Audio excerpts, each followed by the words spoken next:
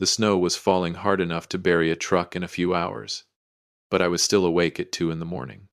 Staring at the glowing embers in my fireplace, my phone buzzed on the wooden coffee table. One text message, 2 words and a dropped location pin, read Cedar. That was the exact phrase. My daughter Sarah and I made that emergency code 15 years ago when her mother passed away from cancer. She had never used it, not once, until tonight. I am 68 years old, a retired industrial mechanic from Cleveland, Ohio. A man whose hands are permanently scarred from 30 years of wrestling heavy machinery. Most days my biggest worry is whether I have enough firewood chopped for the week. But the exact second I saw those 2 words, my blood ran completely cold. People who work with heavy metal know something about pressure. You learn to listen to the pitch of a machine. You learn to know when it is going to tear itself apart. Every instinct I had, trained across decades of preventing disasters, screamed one single command: get in the truck. Right now. I did not bother with a winter coat. I threw on my heavy boots, walked out into the freezing wind, and climbed into my old Chevy Silverado. I turned the ignition and backed out into the unplowed street. I need to explain something before this story goes any further. I have lived a rough life. I have seen strong men broken on the factory floor. I have seen the darkest parts of human nature. But nothing, not one terrible accident in my entire career, prepared me for what I was about to walk into tonight, or what I realized I had been purposely choosing to ignore for years. The drive took 20 brutal minutes through the storm. My mind kept flashing back to the small things. The bruises she blamed on a clumsy fall down the stairs. The way my grandson Tommy went completely mute whenever his father entered the room. I ignored it. I told myself to respect the boundaries of their marriage. That was the biggest mistake of my life. The heater in my truck was blowing cold air, but I was sweating. My hands gripped the steering wheel so hard my knuckles turned white. My son-in-law Richard was a finance director, a man who wore custom suits and possessed a smile that never reached his eyes. He loved the appearance of success. He loved manicured lawns, expensive cars, and making sure everyone knew he was the smartest person in the room. I kept remembering last Thanksgiving. We were all sitting at my dining table. Sarah accidentally spilled a few drops of gravy on the tablecloth. Richard did not yell. Yelling would have been better. Instead, he looked at her with a quiet, wide, freezing disgust and asked if she was losing her basic motor functions. He spoke to her the way you would speak to a stray dog that had wandered into a clean house. Sarah laughed it off, a nervous, hollow sound, and rushed to the kitchen to get a towel. I saw her hands shaking violently as she scrubbed the fabric. I saw it, and I said absolutely nothing. I convinced myself that intervening would only make it harder for her when they went home. I convinced myself that keeping the peace was the same thing as keeping my daughter safe. It was a lie. A coward's lie. I turned onto their street. The upscale neighborhood looked like a ghost town under the heavy snow. Huge brick houses sitting in perfect rows, hiding God knows what behind their thick wooden doors. As I approached their driveway, I killed the headlights. The house was completely dark, except for the glaring yellow light coming from the kitchen window. I parked my truck right across their driveway, blocking any chance of a vehicle leaving. I stepped out into the knee-deep snow. The freezing wind whipped across my face, but I felt nothing. All I felt was the heavy wrench I had instinctively grabbed from my toolbox before leaving the house. I did not intend to use it as a weapon, but I was not walking into a trap empty-handed either. Then, over the howling wind, I heard the sound of shattering glass. I did not knock. I kicked the heavy front door right near the deadbolt, splitting the wood frame instantly. The door banged open against the wall. The sudden silence inside the house was deafening. I stepped into the hallway, snow falling from my boots onto the expensive hardwood floor. The smell hit me first. Cheap gin and burning plastic. I walked into the kitchen, and my heart stopped beating for a full second. Sarah was backed into the corner near the refrigerator, her arms wrapped protectively over her head. A ceramic dinner plate lay completely shattered in dozens of pieces around her bare feet. My 6-year-old grandson Tommy was hiding under the heavy dining table, pressing his hands tight over his ears. He was not crying. He was shaking so violently his little teeth were chattering. Children who live in terror learn very quickly that crying only draws the monster's attention. Richard stood in the center of the kitchen. He was breathing heavily, his dress shirt untucked, a glass of gin clenched in his right hand. When he saw me step into the light, his face went through a rapid series of changes. First shock, then anger, and finally, that sickeningly arrogant smirk. "Arthur," he said smoothly, "you are trespassing. Sarah just had a little accident with the dishes. We are handling it." I did not look at him. I looked at my daughter. There was a fresh, dark red mark forming on the side of her pale neck. She slowly lowered her arms and looked at me. Her eyes were empty, the spirit utterly crushed out of them. That was the exact moment the patient, polite older man inside me died completely. I walked straight toward Richard. He stood 6 feet 2 inches. Taller than me and 30 years younger. He puffed out his chest, expecting me to argue. I did not argue. I stepped directly into his personal space. So close I could smell the alcohol rotting on his breath. I looked up into his eyes and spoke in a voice so low and cold it barely sounded human. "Put the glass down. Richard, step away from my family, or I swear to God they will never find enough pieces of you to put in a box." Richard froze. The glass in his hand trembled slightly before he placed it on the granite counter. He tried to puff his chest out again, but the sudden flash of fear in his eyes betrayed him. I did not break eye contact. I pointed toward the hallway. "Go upstairs and pack your bags, Sarah, right now." Sarah nodded frantically. She scurried past Richard, keeping her body pressed against the far wall. I knelt down slowly to the cold floor. "Come here, Tommy. Grandpa is here." The little boy scrambled out from under the heavy oak table and buried his face directly into my heavy winter coat. He felt so incredibly fragile, like a small bird with a broken wing. I picked him up and held him tight against my chest. Richard scoffed. "You cannot just come into my house and steal my family away, Arthur. You are crossing a very dangerous legal line." I stepped closer to him until the toe of my work boot touched his expensive leather shoes. "I am leaving this house with my daughter and my grandson," I said evenly. "If you try to stop me, or if you decide to follow us, I will forget every law I have ever known. Do we understand each other?" Richard swallowed hard and took a half step backward.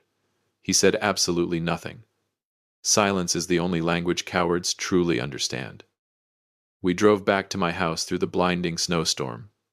Tommy fell asleep in the passenger seat almost immediately, completely exhausted from the pure weight of his own terror.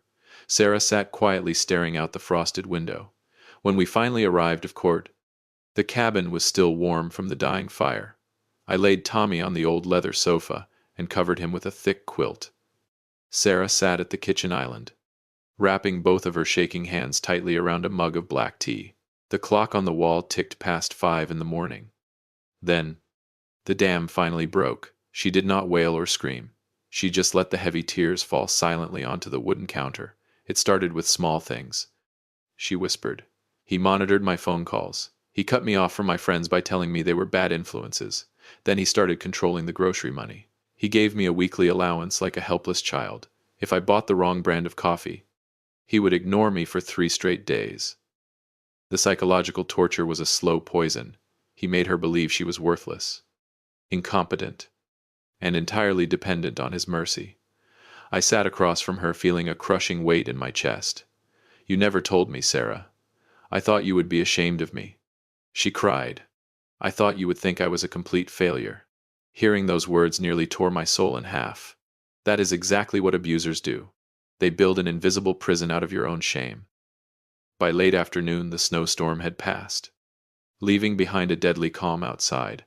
I pulled out my old reading glasses and sat down at the table with the few folders Sarah had managed to grab from Richard's home office. She thought they were just standard tax documents. I spent 3 decades reading complex engineering blueprints. I know exactly how to track down missing parts. What I found in those bank statements made the anger in my blood turn into something entirely different, something freezing cold and calculating. Richard had not just been breaking my daughter's spirit. He had been systematically destroying her entire future. 3 years ago, he manipulated her into signing over the deed to the summer cottage her late mother had left her. He told her it was simply a smart tax loophole. Instead, He heavily mortgaged the property and drained all the equity. But that was not the worst part. My eyes scanned a series of digital transfers from the past 6 months. He had completely emptied out Tommy's medical emergency fund. Every single dollar I had deposited for my grandson's severe asthma treatments was gone, routed to a private offshore account and a series of luxury hotel charges in downtown Chicago. Underneath those receipts was a jewelry store invoice for a diamond necklace. Sarah had never seen that necklace. He was funding a lavish double life using the blood and sweat of my family. I closed the folder. I did not shout. I did not throw anything across the room. A profound, terrifying clarity washed over me. Richard thought he was dealing with a weak old man who would just cry and file a useless police report. He was dead wrong. I did not call the local police that morning. Local police deal with immediate physical violence. But Richard had built his entire life on financial deception and social manipulation. A simple assault charge would be brushed away by his expensive lawyers. I needed to destroy his entire foundation. I made a phone call to Marcus Vance. Marcus and I served in the military together back in the late 70s. He spent 35 years as a senior forensic accountant for the state before retiring. We met at a quiet diner on the edge of town. I handed him the folders Sarah had taken from the home office. Marcus put on his reading glasses and looked through the documents for 20 minutes in complete silence. The only sound was the clinking of coffee cups around us. When he finally looked up, his eyes were as hard as steel. "Arthur," he said quietly, "this boy is not just stealing from your grandson. He is laundering corporate funds through these offshore accounts to hide the money from his own investment firm. He is writing off luxury vacations with his mistress as fake business expenses. That is federal wire fraud." A cold sense of purpose settled into my bones. For the next 2 weeks, we moved like ghosts. Sarah filed for emergency custody and a quiet freezing of all domestic assets through a ruthless family lawyer Marcus recommended. Meanwhile, Marcus sent the fraudulent tax documents directly to an old contact at the Federal Bureau of Investigation. We did not say a word to Richard. Let the enemy sleep comfortably. Let him think he has won. When a predator thinks his prey has given up, he becomes lazy. Richard sent a few voicemails acting like a disappointed parent. He told Sarah she was acting crazy and that she would come crawling back when she ran out of grocery money. He had absolutely no idea that the ice beneath his feet was already cracking. It was a Thursday evening. The winter storm had finally passed, leaving the streets of downtown Cleveland clear and freezing. Richard was hosting a massive celebration dinner at the most exclusive steakhouse in the city. He was celebrating his promotion to senior vice president of his investment firm. He had invited his senior partners, his wealthiest clients, and his beautiful young mistress, whom he audaciously introduced to everyone as a corporate marketing consultant. He thought he was invincible. He thought he had successfully thrown away his broken family and replaced them with a shiny new life. I parked my old Chevy truck across the street from the restaurant. I sat in the dark cabin for a few minutes, watching the valet park imported sports cars. I smoothed out my dark Sunday suit. It was not expensive, but it was clean and respectable. I did not feel angry anymore. Anger is fire, and fire burns out quickly. What I felt was absolute zero cold. I walked through the heavy glass doors of the restaurant. The hostess tried to stop me, asking if I had a reservation. I looked at her with a calm, flat expression and told her I was joining the Richard family private dinner. I walked past her toward the VIP dining room at the back. I could hear his booming voice echoing down the hallway. He was giving a toast. He was talking about integrity, hard work, and the importance of trust in the financial sector. The sheer hypocrisy of it almost made me laugh. I placed my hand on the brass handle of the heavy wooden door. I took one deep breath. It was time to introduce the wolf to the hunters. I pushed the doors open. The private dining room was filled with elegant people, crystal wine glasses, and expensive food. Richard was standing at the head of the long table with a glass of champagne in his hand. When he saw me standing in the doorway, his fake smile vanished completely. The color drained from his face. He marched over to me, his eyes wide with a mixture of embarrassment and rage. "Arthur," he hissed under his breath, "you need to leave this instant. You are ruining my career." I did not move a single inch. I looked right past him to the CEO of his firm, who was watching us with narrowed eyes. "I am not the one ruining your career, Richard. I said in a clear, fast, steady voice that carried across the entire silent room. The mistress sitting near the front suddenly looked very uncomfortable. Richard grabbed my arm, trying to physically push me out. "Take your hands off me," I commanded. And then, the real guests of honor arrived. 3 men in dark windbreakers walked into the room right behind me. 2 federal agents and 1 state investigator. They did not shout. They did not make a scene. They simply walked up to Richard. "Mr. Richard," one agent said, "we have a federal warrant for your arrest regarding multiple counts of wire fraud, corporate embezzlement, and tax evasion." The entire room erupted into gasps. The CEO stood up abruptly, his face red with fury as he realized his company had been robbed. The mistress quietly tried to slip out the back door, but a female officer stopped her. Richard looked at me, his arrogance shattering into a million pathetic pieces. He was trembling. "You did this," he whispered. I looked him dead in the eye. "No," I replied calmly. "You built your own cage. I just locked the door." The wheels of justice turn slowly, but when they finally catch you, they grind you to dust. Richard was denied bail because the offshore accounts made him a severe flight risk. He went from wearing custom Italian suits to a bright orange jumpsuit in a matter of 48 hours. His fancy friends abandoned him instantly. The firm sued him for every penny he had. The divorce went through without a single fight. Sarah got full custody of Tommy. And because of Marcus Vance and his financial tracking, we managed to recover Tommy's medical fund completely before the government seized the rest. Spring finally arrived in Ohio. The brutal snow melted away, leaving behind green grass and fresh air. I was sitting on my front porch holding a mug of black coffee.